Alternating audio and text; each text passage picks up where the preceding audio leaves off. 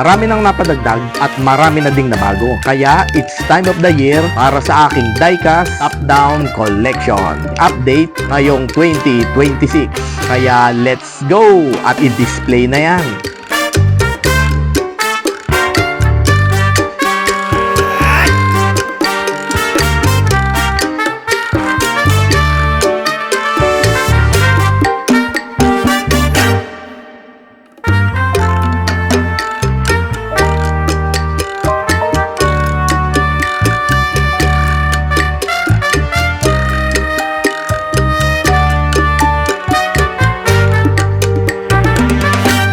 People collect toys for nostalgia, stress reliever, and connection to their past alongside the thrill of the hunt, building community, artistic appreciation, and potential investment as toys tap into happy memories, provide a sense of control and accomplishment, and connect them with others sharing similar passions. It's a hobby offering emotional satisfaction, mental well-being, and a creative outlet for many adults and children alike.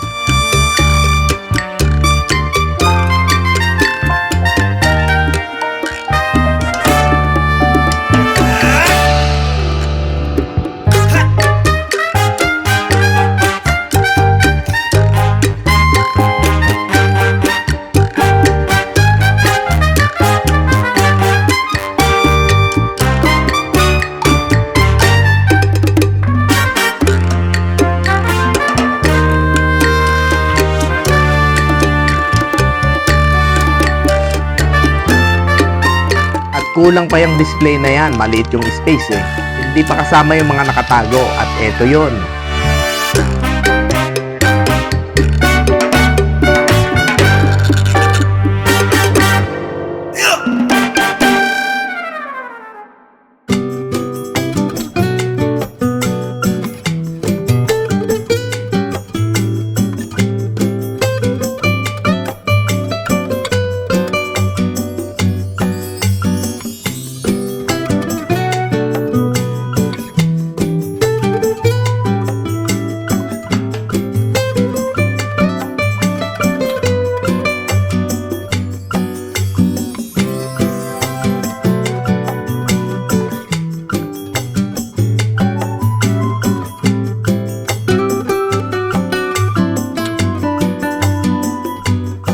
Ito nga palang mga carded collection ko, hindi yan mga top down. For trade yan or for sale kung may mapapaibig.